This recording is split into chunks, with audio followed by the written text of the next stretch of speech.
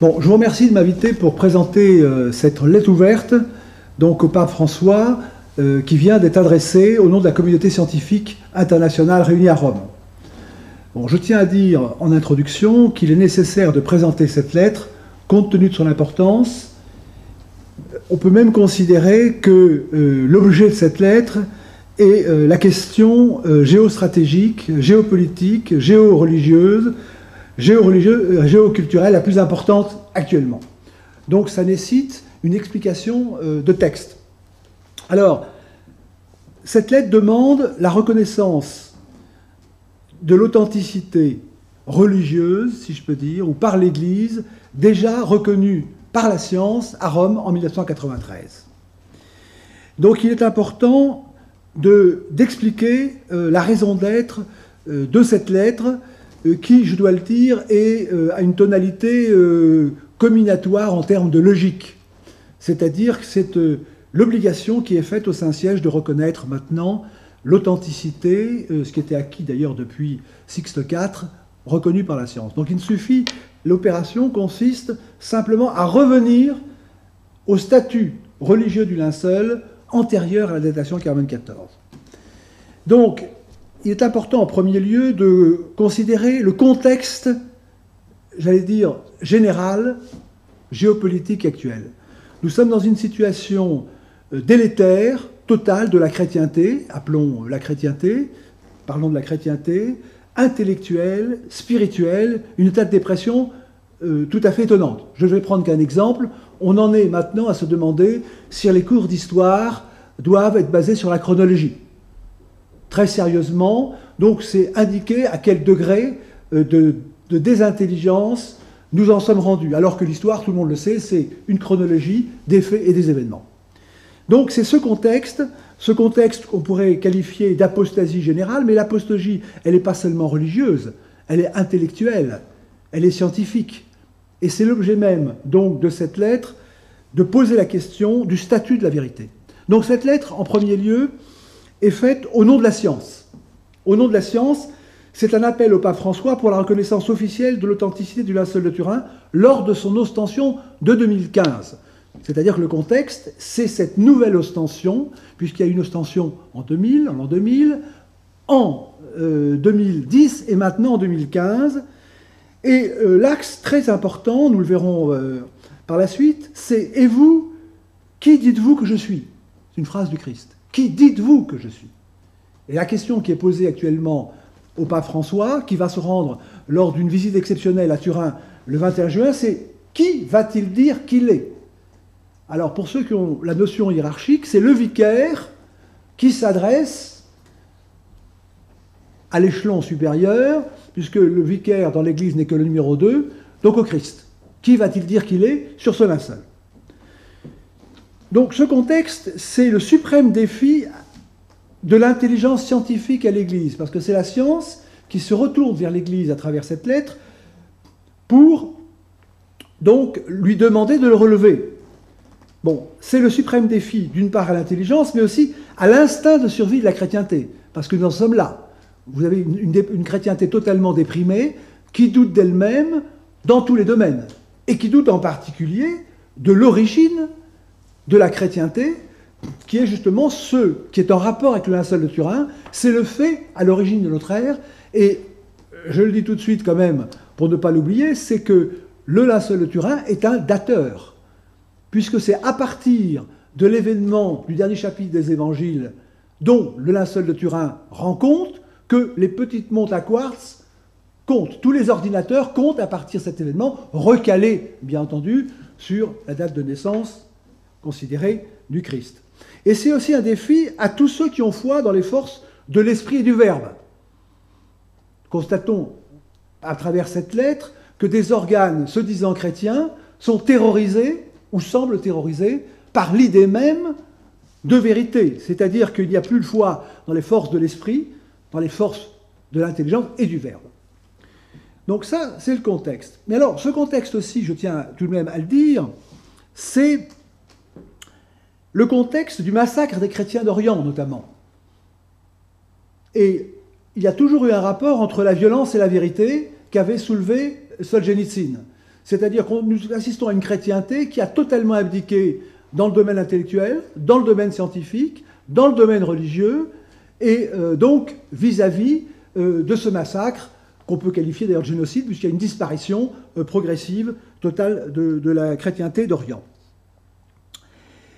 Donc, c'est le contexte. Alors, le pourquoi, c'est effectivement le texte suivant, qui est important de commenter, puisque vous savez que maintenant, nous ne faisons plus, enfin, il n'y a plus à l'école d'explication de texte, plus d'enseignement de la grammaire, plus d'enseignement de la logique, puisque la chronologie disparaît.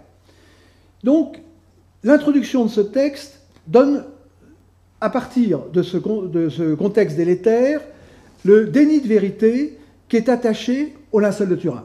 Parce que tout le monde parle de la liberté d'expression, évidemment la sienne. Bon.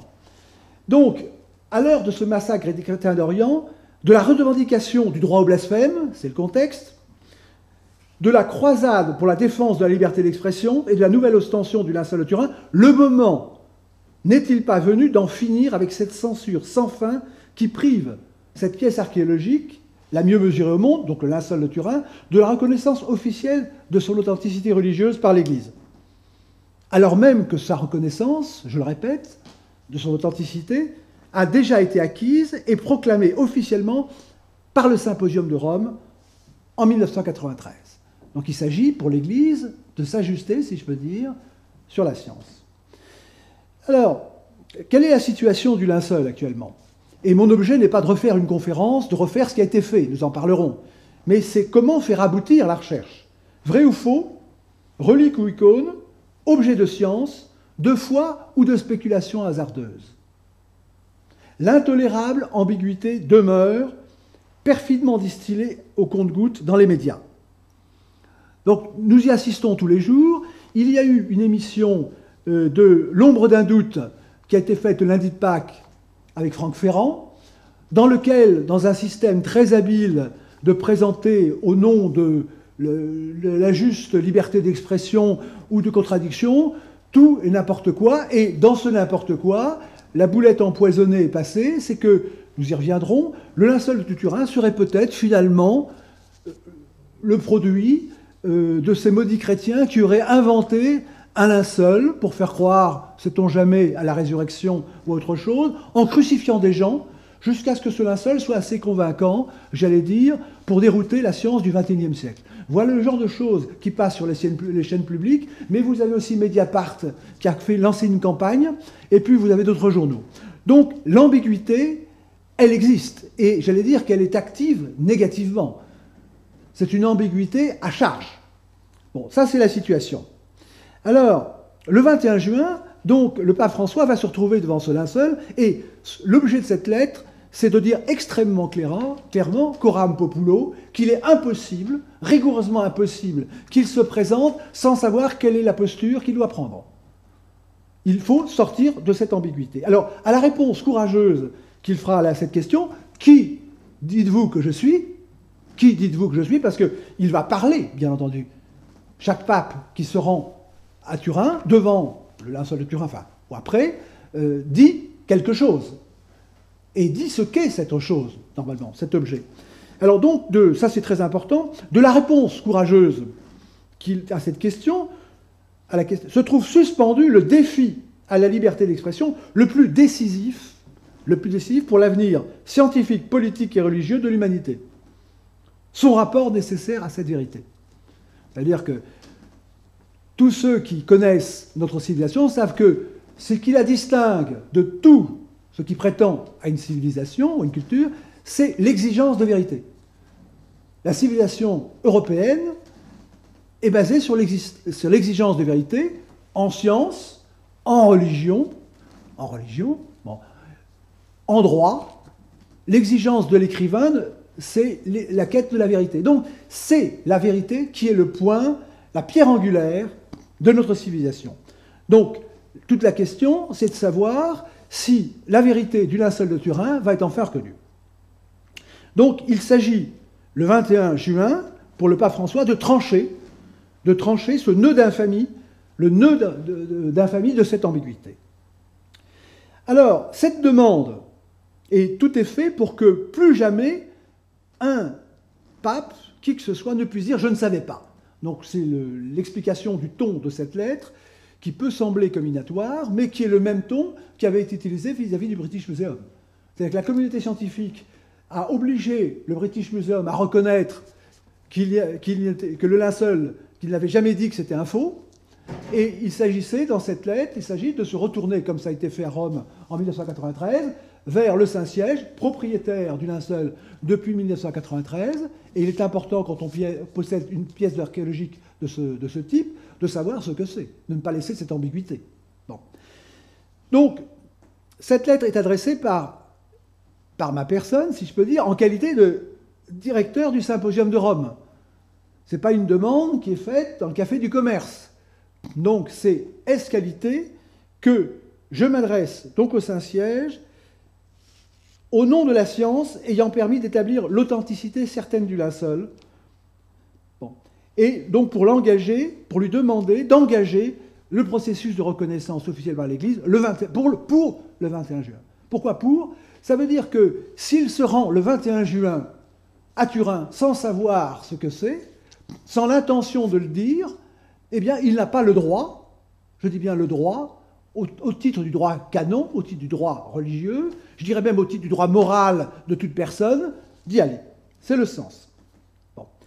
Alors, je rappelle tout de même que c'était le 24 mai 1998, donc pour le centenaire scientifique du linceul de Turin, donc un siècle après la découverte de la révélation photographique de l'expressivité du visage de l'homme du linceul, que Jean-Paul II avait déclaré le suaire est provocation à l'intelligence. Mais quand il y a provocation, faut-il encore la relever? Donc cette lettre répond à cette question. C'est une provocation à l'intelligence. Nous en reparlerons régulièrement jusqu'à la fin de cette lettre. Et maintenant, cette provocation a été relevée par la science. Donc, c'est en réponse à la demande du pape Jean-Paul II. Bon, donc, c'est l'expression, la phrase, je la répète, elle est importante, du pape Jean-Paul II, c'était, il avait confié, à cette occasion, aux hommes de science la tâche de continuer à trouver des réponses appropriées aux problèmes. Il faisait référence au carbone 14, lié à ce linceul qui, selon la tradition, disait-il, aurait, conditionnel, enveloppé le corps de notre Rédempteur lorsqu'il fut déposé de la croix. On voit très très bien dans cette expression, et nous y reviendrons, que le statut religieux du linceul n'est plus un authentique depuis 2014. Or, après la confirmation intrinsèque de l'erreur du carbone 14, qui était déjà acquise au Symposium de Paris de 1989, qui a été confirmée au Symposium de 1993, et depuis qui est universellement connue depuis lors, nous en parlerons, donc il n'y reste plus la moindre raison de différer la reconnaissance officielle de l'authenticité du linceul par l'Église, qui consiste tout simplement à revenir au statut de l'authenticité qui fut officiel depuis de 1473 à 1988, date de son interruption depuis 27 ans. Bon. Alors, ayant posé ces prémices, il faut dire maintenant que, très simplement, que l'Église n'a plus le choix. N'a plus le choix. Sauf à vouloir persister dans l'erreur pour respecter le verdict de la science ainsi que l'engagement de Jean-Paul II, l'Église se trouve déjà dans l'impérieuse obligation d'acter à son tour la reconnaissance. Donc, on voit très bien la situation. Le statut est authentique. Le carbone 14 interrompt, je veux dire, cette proclamation d'authenticité. Le carbone 14 disparaît de la scène. On revient à la situation précédente. Mais il y a plus. Il y a plus que ce retour mécanique. Il y a plus grave. C'est ce que cette lettre dit à votre sainteté. L'ouverture de l'ostension et votre prochain face-à-face du 21 juin avec le Saint-Suaire font de cette obligation d'authentification une urgence absolue pour d'impérieuses raisons s'imposant plus que tous à la chair de vérité de Pierre. Il faut quand même bien savoir que, c'est ce que je vous disais, sur la pierre angulaire de la chrétienté, c'est la vérité. Et la chair de vérité est là pour dire la vérité. et non pas pour la cacher. Donc c'est une obligation toute particulière qui s'impose à la chaire de pierre. Et c'est la chaire de vérité qui est la plus intéressée à faire sortir le linceul de l'intolérable situation d'ambiguïté dans laquelle l'a plongé la brutale dégradation du linceul du statut de relique, véritable au rang d'icône, factice, par le custode pontifical d'alors, qui était Balesrero. Donc, continuer dans cette ambiguïté serait s'exposer à paraître le complice d'une tromperie. Comment le pape pourrait-il affronter sereinement le face-à-face du 21 juin, avec le visage du divin Rédempteur, en tolérant qu'il puisse être indifféremment vu au choix, de trois manières. Ce qui circule dans l'opinion, qui est généralisée, il y a trois manières de le voir, le linceul. La première, par les uns, c'est celui du Christ, de la passion et de la résurrection. Les fidèles qui se rendent actuellement à Turin, généralement, il faut leur demander, mais le voient comme la relique de la passion et de la résurrection. C'est la première possibilité. Par les uns. Par certains, c'est celui du plus grand faux de tous les temps. Il suffit d'aller sur Internet, de regarder, certains disent, c'est le plus grand faux de tous les temps, décidément, ces chrétiens sont géniaux, regardez comme ils font bien les choses. Mais il y a une troisième possibilité. Une troisième possibilité, c'est cet homme du linceul peut être vu, ça c'est la version de FR3 le lundi de Pâques, donc je dis véhiculé par Franck Ferrand, c'est celui d'un homme assassiné par des chrétiens ayant cherché à forger le simulacre d'une fausse pièce à conviction de la résurrection. Et donc on ne peut pas imaginer le pape devant le linceul de Turin sans que cette ambiguïté, pire qu'une ambiguïté, presque une pièce à charge, soit levée. Donc, sauf à accepter de passer pour indifférent à la vérité elle-même, comment, dit cette lettre, pourriez-vous tolérer plus longtemps la persistance du statut officiel de faux caractérisé, sans le mot, attaché au linceul par l'Église? Depuis que le 18 avril 1988, le custode, donc l'homme qui est chargé du linceul, nous étions présents, a dit devant la presse internationale qui se demandait ce qu'allait dire l'Église, donc 10 ans après la datation 14, il avait dit, ne laissant aucune chance au linceul, c'est une icône, ce n'est pas une relique. Donc c'est bien la définition d'un artefact et d'un faux. Alors, en conséquence, dit cette lettre donc, au pape François, dans votre face-à-face du 21 juin, comment allez-vous nommer le vrai faux linceul? Comment allez-vous le nommer?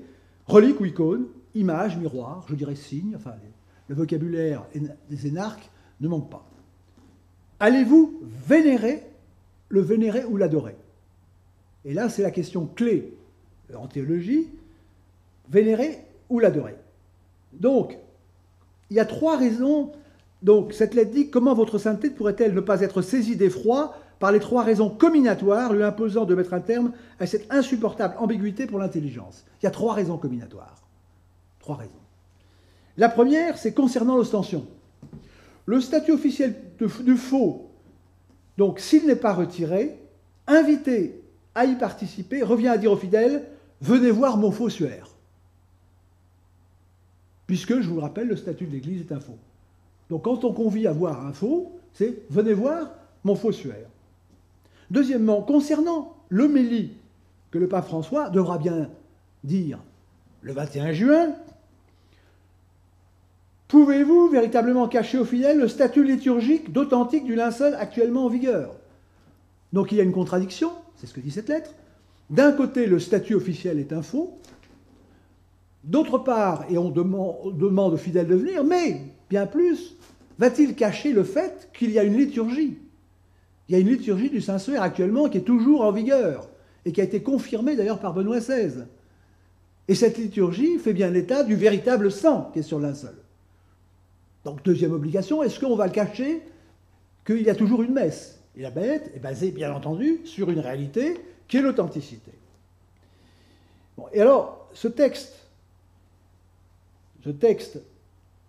important, c'est celui de Sixte IV qui déclarait sur le linceul qu'il se voit le vrai sang et l'image de Jésus-Christ lui-même. Donc, l'Église n'a pas attendu la révélation de la photographie pour voir ce qu'était la représentation du linceul de Turin. Donc, le vrai sang est l'image de Jésus-Christ lui-même. Et c'est à partir de ce constat scientifique de l'époque, avec les moyens, que ceci a été dit. Et alors, donc, est-il pensable que le pape François, dans l'état de dépression totale de la chrétienté, puisse décemment ne pas nourrir l'enthousiasme des fidèles de certitude en lui rappelant la magnificence des termes sans équivoque de la bulle du pape Jules II.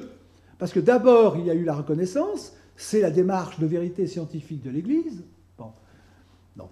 D'abord, on constate que c'est authentique, c'est ce qu'on demande d'ailleurs de refaire au pape François, et puis une fois que Sixte IV a constaté que c'était du vrai sang et le vrai visage, on en tire les conséquences. La conséquence, c'est la messe. Et à ce moment-là, Jules II, le pape Sixte IV, c'est celui de la chapelle Sixtine, je le dis en passant. Le pape Jules II, le 26 avril 1506, instaure la fête du Saint-Suaire, fondée sur son authenticité certaine, conjuguant ainsi science et religion. C'est ce que nous demandons pour le 21 juin, que de réconcilier la science et la religion. Il n'y a qu'une vérité, même si elle se décline sur plusieurs versants. Et ces termes sans équivoque sont les suivants, avec sa formule solennelle. En considération du divin sang dont il est un, nous, force obligation à vénérer et adorer le Saint-Suaire sur lequel sont bien visibles les traces de l'humanité du Christ, avec la dignité qui en sont unies avec lui. Il faut peser chaque mot. Font obligation à vénérer et adorer. Donc la question qui est posée en ces termes au pape François, c'est est-ce qu'il va être en accord avec cette vérité ou va-t-il brûler le Saint-Suaire? Parce que si c'est un faux et si c'est un objet criminel, il n'est plus question de le vénérer. Voilà. Donc, vous voyez la logique. Bon. Troisièmement, donc la troisième raison combinatoire, donc la première, je vous le rappelle, c'est on ne peut pas dire venez voir mon vrai suaire, mon faux suaire. La deuxième, c'est on ne peut pas cacher le fait qu'il y a une liturgie toujours en vigueur. Bon. Et troisièmement, donc, concernant le face-à-face du 21 juin, il y a, c'est ce que j'ai commencé à dire, pour l'obligation d'adorer le sang. Donc la conséquence, c'est d'adorer. Et ça, c'est une obligation théologique comminatoire en raison des éléments que je viens de donner sur le texte, notamment donc de Jules II. Donc, au terme de ces obligations, le pape François, le 21 juin, se trouve devant un empêchement. Je ne vais pas dire un impeachment, nous n'avons pas parlé anglais, mais qui peut se résumer dans la phrase suivante. Si le linceul est un faux, situation officielle depuis 1988, il ne peut le vénérer, on ne peut pas vénérer un faux. S'il est authentique, il doit l'adorer. Telles sont les raisons comminatoires qui lui imposent de trancher le nœud gordien, enfin le nœud d'infamie persistant du linceul, interdisant tout face-à-face décent du vicaire et de l'homme du linceul avec son Saint-Suaire, tant que la duplicité de son statut trompeur ne sera pas abolie. Bon. Donc, voilà, c'est la conséquence immédiate. Alors, quelle est l'attitude à prendre devant de telles monstruosités?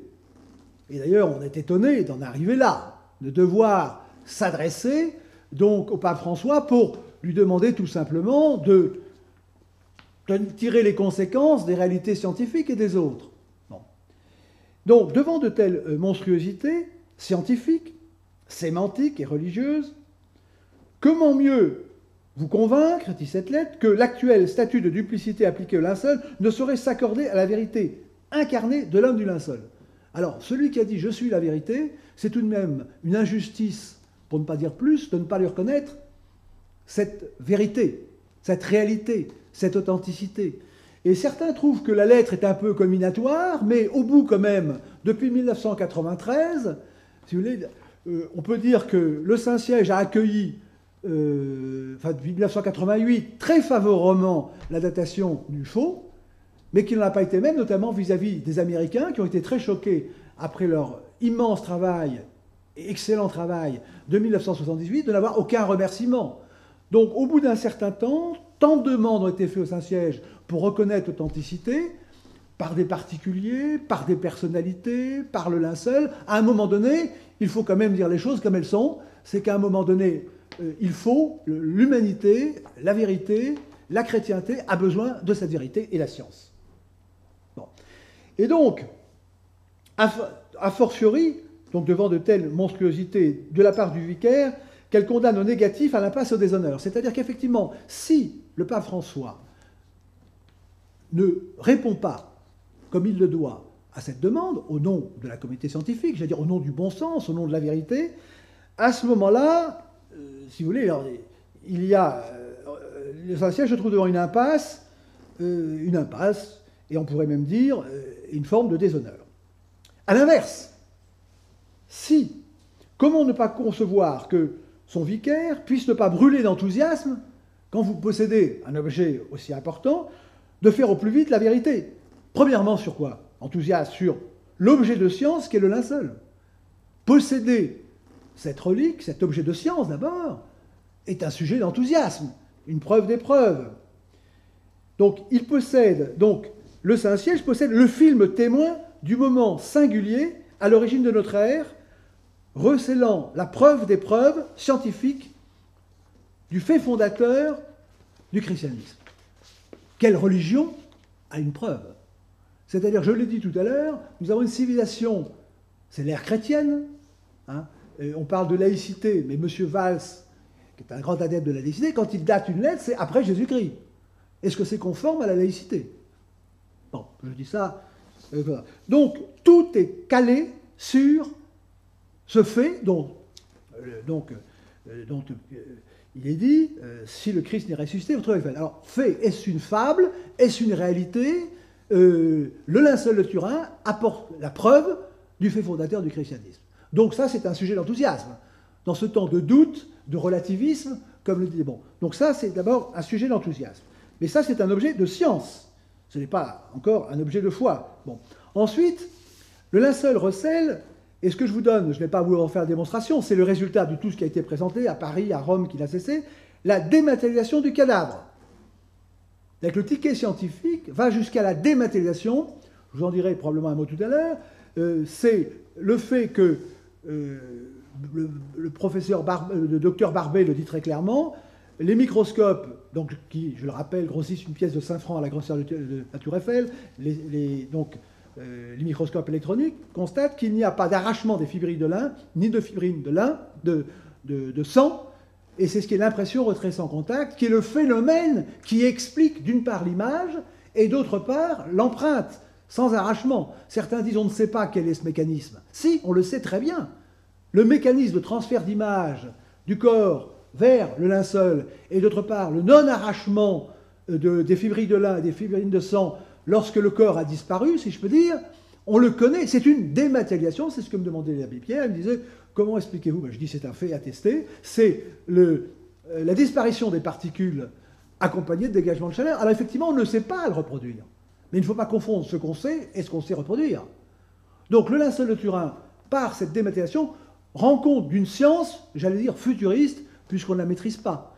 C'est une forme de réaction nucléaire à basse énergie, on peut l'appeler comme on veut, mais le linceul de Turin donc, atteste cette dématérialisation, qui date le linceul par l'événement unique dans l'histoire à l'origine de notre calendrier. Et là, c'est un point important que je tiens à signaler, c'est-à-dire que la datation... Alors, si vous voulez, il y a une sorte de dogme du carbone 14 qui a été émis, mais lorsque j'ai eu Tite, le directeur du laboratoire de recherche du British Museum, devant moi au symposium de Paris, lorsque j'ai fait ma présentation et que je lui ai dit notamment la datation au carbone 14 est effectivement fausse, il a eu plus d'1 heure et demie à la tribune, il ne m'a pas repris.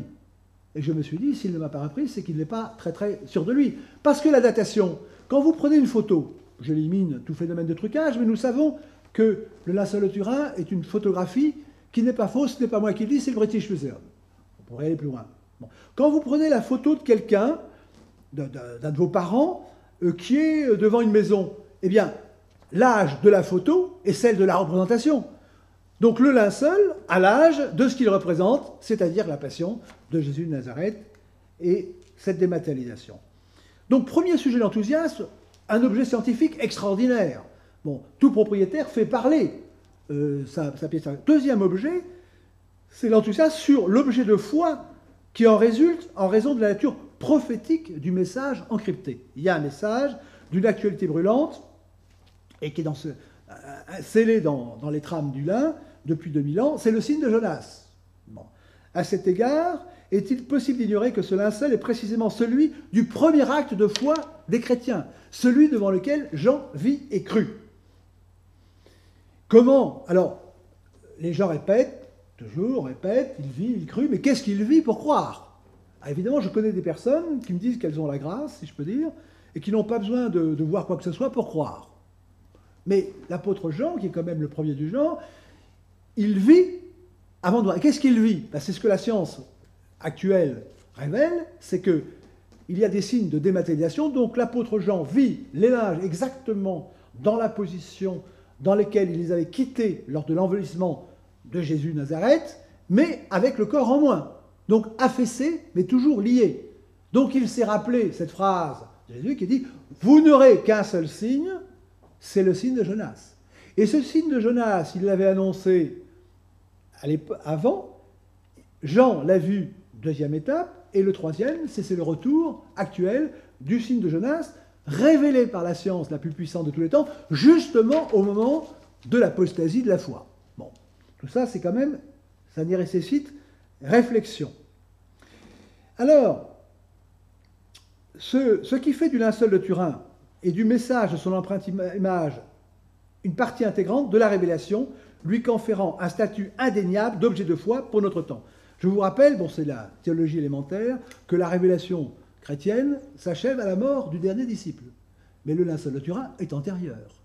C'est même le premier acte de foi. Donc si ce n'est pas un objet de foi, qu'est-ce que c'est qu'un objet de foi? Bon. Troisième sujet d'enthousiasme sur le rôle historique que lui assigne sa vocation manifeste dans le cadre de l'économie de la révélation.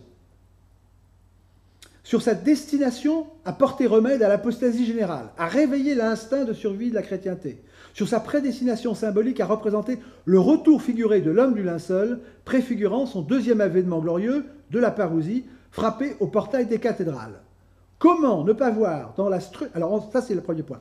Donc, dès l'instant, le linceul de Turin, vous pouvez le regarder de plusieurs coins. Je dirais que le premier coin, ça a été le coin des artistes. Les artistes byzantins l'ont appelé akeiropoietos. Bon, vous avez les scientifiques, en le regardant, arrivent à la dématérialisation. Vous avez, troisième point, du point de vue religieux, c'est le signe de Jonas. Et je dirais du point de vue historique, vous retrouvez l'explication du texte des évangiles que je vous ai indiqué dans la bonne traduction indiquant les linges affaissés. Bon, ça, c'est important. Mais alors, il y a plus encore, d'une certaine manière. C'est-à-dire que le linceul de Turin nous invite à une démarche intellectuelle. Bon. Que quand on m'a demandé en particulier d'intervenir pour faire la synthèse épistémologique, la communauté scientifique était démoralisée parce qu'elle est faite de spécialistes. Chacun, dans son coin, pouvait dire quelque chose. Et toute l'astuce de la datation Garde 14, c'est de dire, écoutez, vous avez excellemment travaillé, messieurs, mesdames, mesdemoiselles, mais à un détail près, c'est que le curseur du temps, ça ne s'est pas passé quand vous l'aviez dit, ça s'est passé entre 1260 et 1390. Mais là, les dateurs ont fait une petite erreur, qui a été relevée dans une lettre à Taët, c'est qu'ils avaient dit que c'était un faux. C'est pas parce qu'un objet date de 1260 à 1390 qu'il est un faux. Et là, ils ont montré un faux semblant. Bon. Donc, le linceul de Turin exige de passer par plusieurs étapes pour être compris et nommé. Il ne suffit pas de dire « c'est du sang », parce que le sang, ça peut être le sang de quelqu'un crucifié par les chrétiens. Il ne suffit pas de dire « c'est du lin de telle époque ». Il faut faire une synthèse. Donc le linceul de Turin exige à faire une synthèse, mais pour comprendre ce qu'est le linceul, et c'est là que c'est tout à fait étonnant, c'est que la structure logique du linceul de Turin révèle la vérité par une double inversion. C'est-à-dire que le linceul de Turin est un négatif par l'image et inverse les positions par l'empreinte.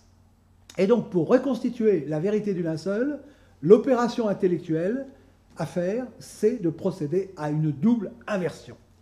Alors, on peut dire donc que la structure d'inversion logique de positif-négatif du linceul, c'est la figure emblématique de notre monde déboussolé et qui, pour retrouver la vérité, exige d'inverser les choses.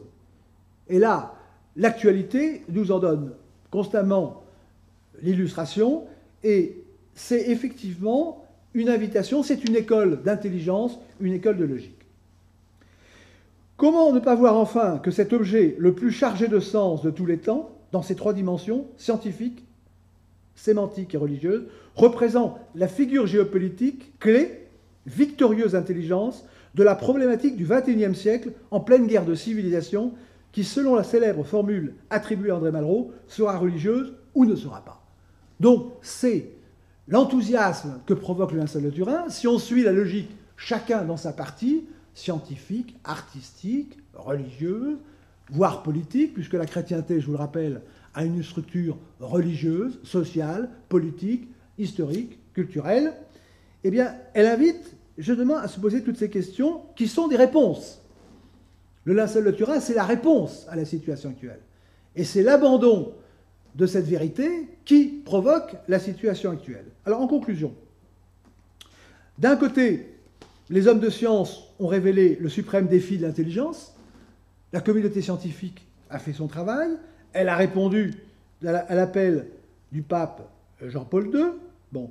Et je vous rappelle que ce n'était pas un fait qu'a fait du commerce.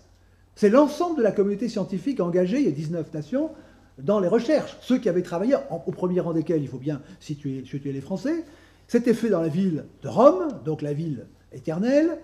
Il y avait un message de Jean-Paul II, cardinal Ratzinger, ambassadeur de France auprès du Saint-Siège. Enfin, toutes les personnalités étaient là considérées. Donc, et toute la presse avait titré à l'époque « L'Église s'était trompée, la science s'était trompée, le linceul est authentique ». Donc c'est un fait social qualifié, puisque ce symposium était exhaustif, représentatif et conclusif, à l'unanimité.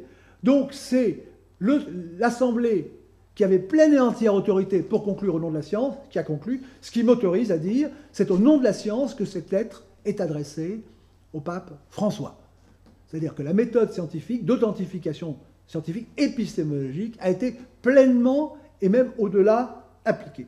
Alors effectivement, il y a une objection qui est comprise dans la phrase de Jean-Paul II, que je vous citais tout à l'heure, disant que ce n'est pas à l'Église de s'occuper des questions de science.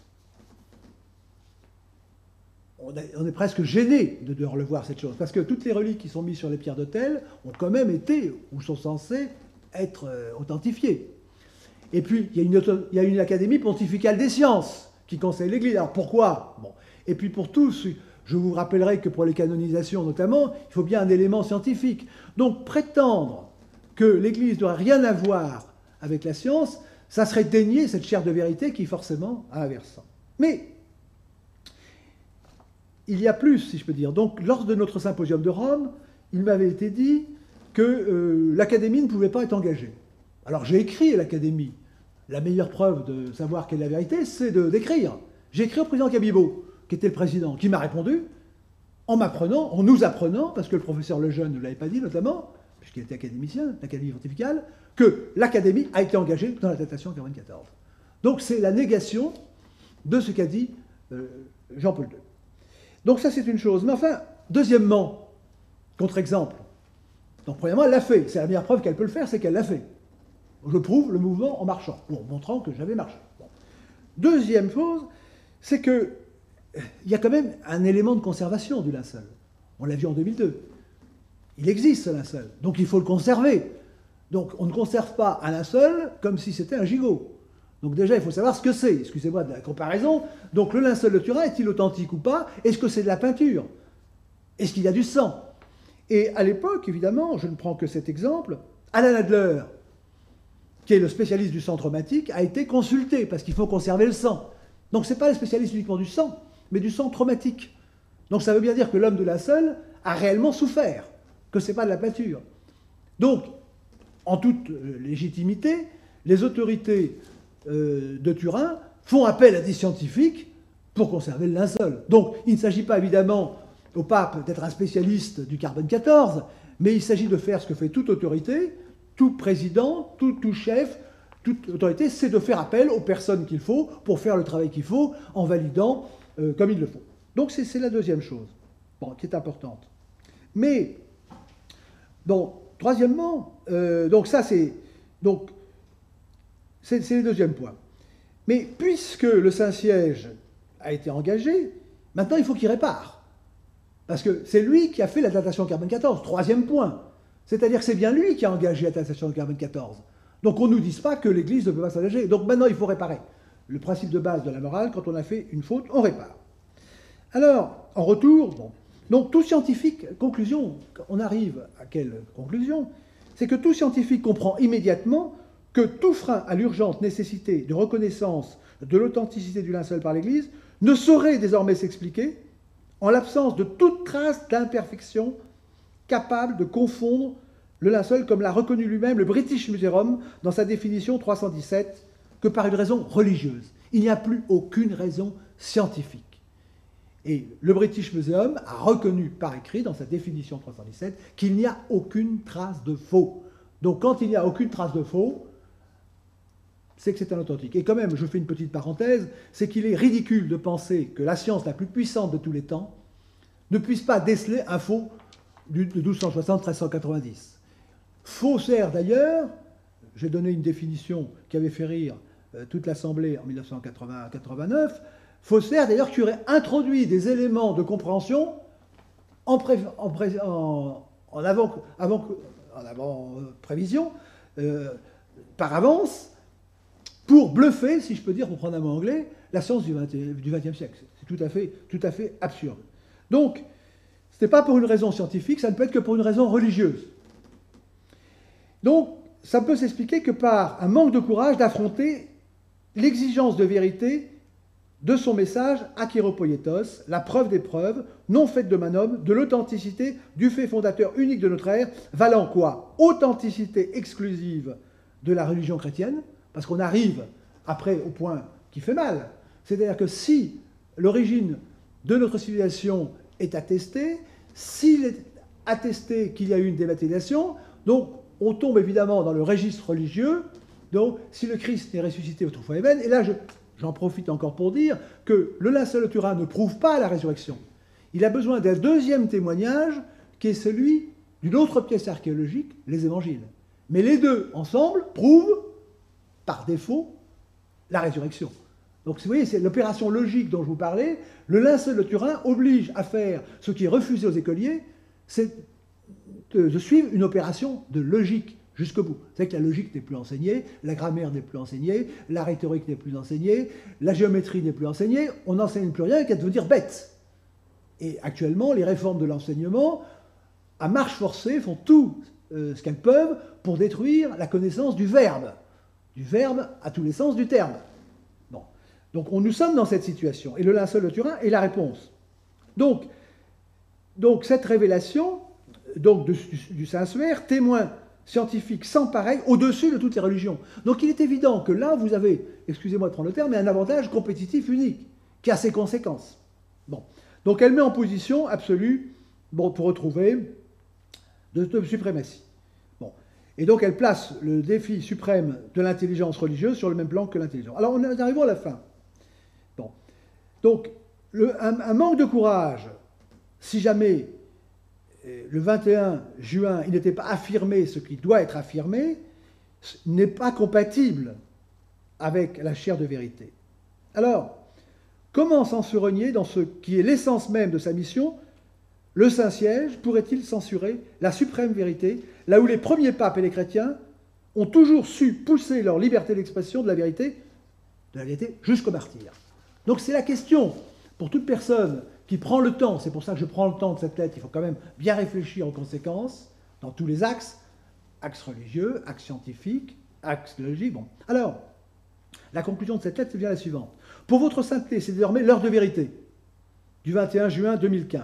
Vous êtes devant la nécessité de trancher le nœud d'infamie de l'équivoque à rompre pour réhabiliter le linceul de celui qui a dit « Je ne serai pas confondu ». Le linceul n'a pas été confondu par la datation carbone 14.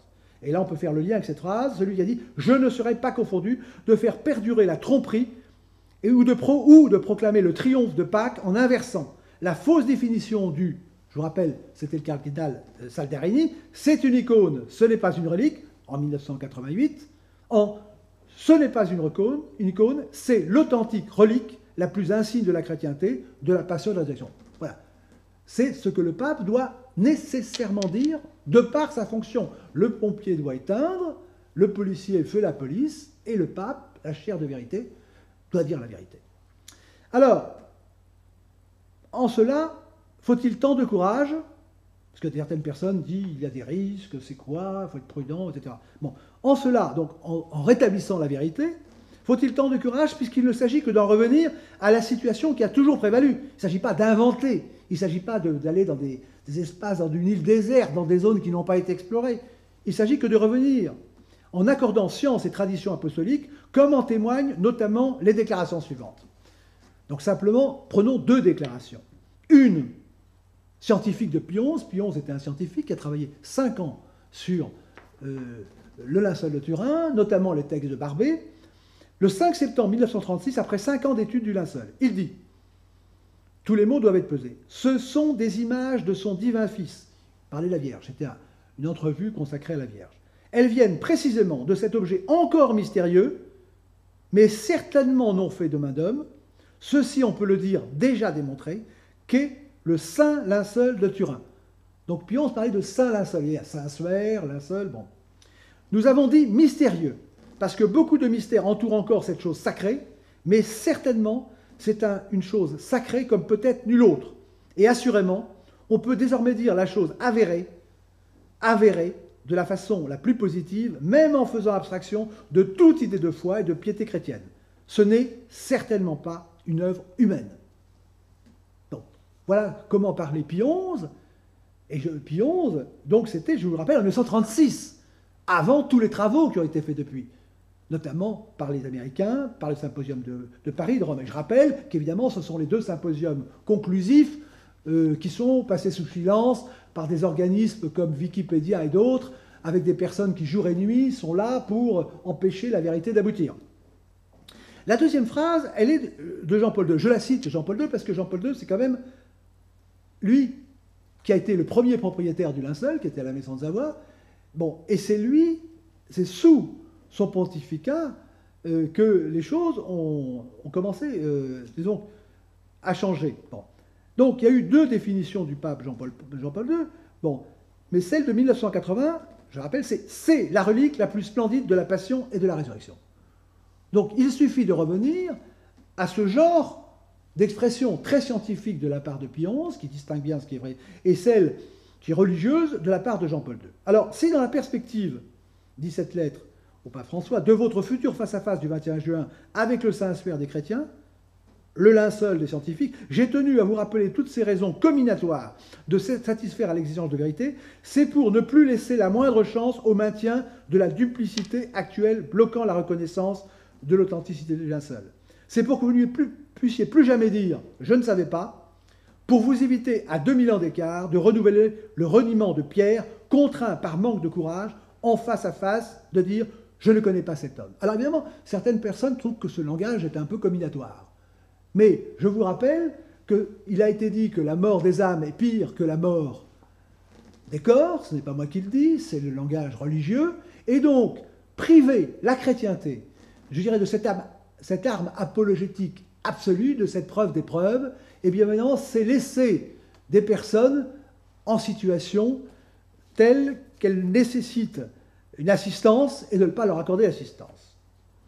Donc, la conclusion finale, c'est que vous procédiez à l'annonce de l'authentification du linceul comme exigence de vérité par l'Église pour le 21 juin, telle est aujourd'hui la demande de la communauté scientifique internationale engagée dans les recherches en reconnaissance de ces travaux sans pareil et du monde entier. Il est tout de même impensable que tant de scientifiques aient consacré le temps, leur argent, leurs moyens pour prouver l'authenticité et que le propre propriétaire, c'est-à-dire celui qui semblerait avoir le plus intérêt à profiter de cette expertise, parce que le linceul de Turin, c'est une pièce à conviction, c'est le film, et comme dans les films, vous avez le film, et au moment clé, il y a le film qui représente la preuve. Donc, aucun policier ne rêverait une telle chose. Eh bien, l'Église le possède, et donc, ne voudrait pas en tirer profit. C'est quelque chose d'impensable. Donc, à un moment donné, au bout de tant d'années de silence de la part du Vatican, j'avais rencontré le nonce apostolique, ce que j'ai relaté sous le titre « Le secret du nom », à un moment donné, il faut quand même conclure. Bon. Et toute personne, quel que soit son degré dans l'échelle, je veux dire, doit conclure. Donc dans cette entreprise d'authentification demandée à l'Église, consistant à répondre au suprême défi à l'intelligence lancé par Jean-Paul II, nous avons fait que répondre à la demande qui nous avait été faite. C'est tout de même un pensée auquel vous ne pouvez pas ne pas répondre. La communauté scientifique ne peut que vous rappeler sa célèbre apostrophe « N'ayez pas peur ». Voilà. Donc, telle est la phrase, telle est cette conclusion. Alors, je voudrais quand même conclure sur cette importance, c'est que le linceul de Turin est à la fois une preuve, est à la fois un message prophétique, donc c'est le signe de Jonas, et je le dis, c'est une école d'intelligence qui, si elle est appliquée, je vous rappelle, c'est une double inversion de négatif, eh bien, résout les problèmes que nous avons à régler dans cette société, cette chrétienté qui est en train de disparaître. Et on peut dire en conclusion que cette lettre, qui est le fer de lance, du problème actuellement qu'a cette chrétienté qui est aux prises avec un déni d'intelligence, qui est évidemment une apostasie générale, et surtout le déni, on peut dire que c'est la base du négationnisme, le premier négationnisme absolu, c'est ne pas reconnaître le fait générateur de notre civilisation attesté par la science et qui est enregistré par toutes les pendules. Donc en ce sens, on peut dire que le linceul de Turin est l'alpha et l'oméga de la réponse qui doit être faite à la destruction, à cette guerre de civilisation, à la destruction de la chrétienté. C'est bien entendu cette vérité qui doit la redynamiser à tous les sens, parce que c'est le déni de vérité, le premier négationnisme, c'est le déni de vérité, qui explique la destruction de l'enseignement, la destruction de ces pays et cette dépression que nous voyons. Voilà, donc en ce sens, cette lettre est le fer de lance, finalement, donc par la communauté scientifique, de cette opération de salut public qui, le 21 juin, doit remettre sur ses pieds non seulement l'Église, mais la chrétienté. Et donc ce que je demande, bien entendu, à tous ceux qui écoutent cette cassette, c'est de se mobiliser. Il n'y aura pas d'autre chance à l'avenir. Enfin, on n'a pas le droit, si je veux dire, de penser qu'il y aura d'autre chance. En 2015, cette ostension n'a pas du tout le même climat que 2010. Tout le monde voit que tout se durcit actuellement. Je ne vais pas parler des lois sur le renseignement et autres. On voit très bien qu'il y a une prise dans une nasse des populations, une censure au nom de la liberté d'expression telle qu'il y en a déjà eu. Donc je pense que tant que nous sommes vivants, tant que nous pouvons faire quelque chose, chacun de nous doit se mobiliser, non pas pour une vérité religieuse, pourquoi pas, mais pour une vérité scientifique. Et si cette vérité scientifique est disponible, c'est pour être utilisé. Donc je demande à chacun comment faire, on me demanderait ça tout à l'heure, eh bien chacun pour lui-même doit comprendre le sens de cette lettre, doit la diffuser, intervenir auprès des athées pour faire la pression maximum pour que le pape François fasse son devoir. C'est tout simplement son devoir, sachant, je répète, qu'il ne peut pas aller vénérer, comme il l'a annoncé, le linceul si c'est un faux, encore plus si c'est un objet criminel, et il doit l'adorer s'il y va. Donc c'est-à-dire qu'il doit appliquer la procédure, tout simplement, qui est celle de sa charge. Voilà. Donc, chacun doit agir, et si jamais, si j'allais dire par malheur, le 21 juin, mais ça c'est ce qu'on appelle le suspense, c'est le véritable Da Vinci Code, vous savez, l'Église vous cache quelque chose, eh bien, le véritable Da Vinci, c'est qu'il cache que le linceul de Turin prouve la véracité du fait fondateur du christianisme. Donc, dématérialisation pour la science, résurrection pour les évangiles, et donc, c'est ce dont nous avons besoin, non pas, je le dis, simplement du point de vue religieux, du point de vue scientifique, et dans la ligne de ce retour à la vérité sur le linceul de Turin, c'est tous les retours à la vérité qui en découleraient. Voilà, je vous remercie.